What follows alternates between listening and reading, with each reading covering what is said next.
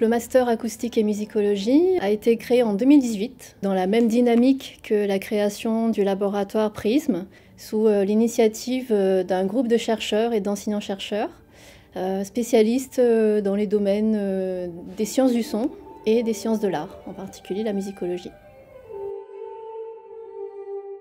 Ce master est né d'une envie de créer un peu le master qui nous est rêvé. Et on voulait faire, pour ce qui est des sciences, des acousticiens, des scientifiques du son et de la musique, bien formés, mais en même temps ayant une conscience aiguë en fait, des enjeux de la musique, de l'ingénierie sonore, de tout ce qui, voilà, des sciences humaines et sociales autour des questions du sonore. Du regard des sciences humaines, on avait justement un manque flagrant dans les formations de pouvoir avoir justement cette construction intellectuelle forte entre des éléments de son, des éléments justement techniques et des éléments qui nous permettaient qu'un compositeur, un jeune créateur puisse justement avoir ces éléments de formation qu'on ne donne pas généralement dans les conservatoires ou dans d'autres universités. Si jamais le mélange que je fais de toutes mes tranches est donné et fixe et que je veux faire un envoi par exemple dans une réverbération, je ne veux pas que le niveau d'envoi de la réverbération soit dépendant du niveau dans le mix. Si je veux utiliser plutôt mon fader comme un niveau d'envoi. Ce master est structuré en 2 parcours. Donc, le parcours ingénierie et conception sonore que je suis et le parcours musicologie et création que Mathéo suit. Le premier semestre de M1, c'est un semestre complètement en tronc commun, donc les 2 parcours sont réunis. On n'a pratiquement aucun cours en séparé, on suit les mêmes cours. Mais c'est plus dans nos échanges entre nous, notamment sur les projets de groupe qu'on va faire, où il faut arriver à se comprendre en effet. Dans ce master, il y a vraiment énormément de projets en groupe justement, qui essaient toujours de mélanger les 2 parcours et du coup c'est pour ça que tout le langage commun justement est utile.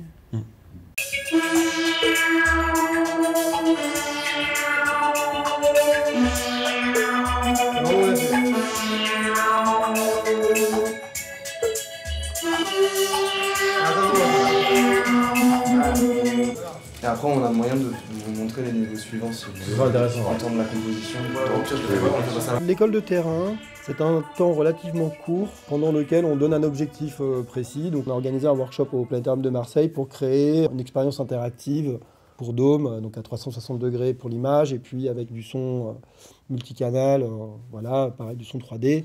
Donc on leur a fait développer un petit jeu musical qui mettait un peu en œuvre déjà un peu leurs compétences, mais pareil, sur un temps très réduit. Il faut vous arriver en disant, ben voilà, on a fait ça, on a fait ça, on a fait ça, de manière plus...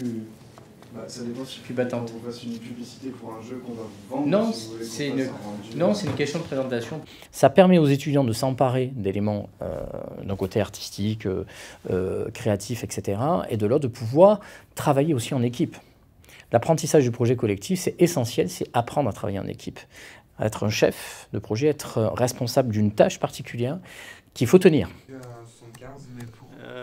Du coup, je pense qu'il s'est le bon nombre de canaux, j'en sais rien. J'ai l'impression que c'est la même chose, mais en plus... Ok, t'es prêt, Malville? Le lien avec la recherche est très important, puisque dans les intervenants du master, la plupart sont chercheurs ou enseignants-chercheurs. Et puis, le master est adossé au laboratoire Prisme. Donc, on y accueille des cours et des TP.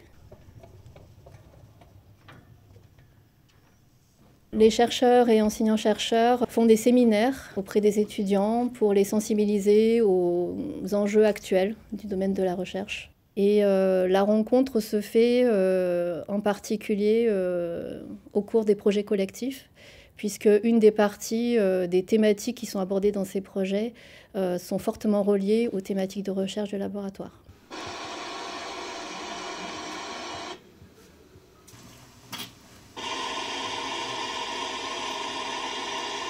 Pareil. Après, il y a 0 son en bas. Nos étudiants vont assez bien s'insérer sur des entreprises qui nécessitent du développement informatique audio ou plus récemment, par exemple, une grosse boîte comme L Acoustique qui équipe beaucoup de grandes salles de concert ont les moyens d'avoir des parties R&D où ils peuvent très bien travailler sur des questions presque de recherche, à se dire, ok, le rendement basse fréquence de telle enceinte, est-ce que ça influence sur le ressenti en termes d'affect du spectateur, etc. On peut aussi s'insérer là-dedans parce qu'on a quand même une partie, on va dire psychoacoustique pour faire simple, et perception, qui est non négligeable. Allez,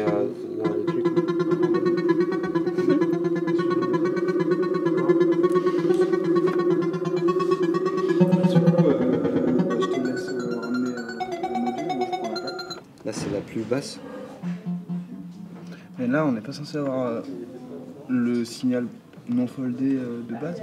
Dans un deuxième cadre, les voies que nous ouvrons sont des voies plus difficiles à discerner, mais qui sont des métiers nouveaux aussi, qui sont en train d'arriver au niveau de la création musicale. Donc des jeunes qui sont formés à notre master, qui seront amenés à avoir peut-être non pas un métier fixe immédiat, mais peut-être une micro-entreprise, un métier d'intermittence, etc. Donc un domaine de la création. Et c'est à eux à aller chercher, à inventer justement leur avenir dans ce cadre-là. Voilà. Et on peut autant avoir des ingénieurs qui sont musiciens, et on peut autant avoir des musiciens qui soient très ouverts sur le domaine des sciences.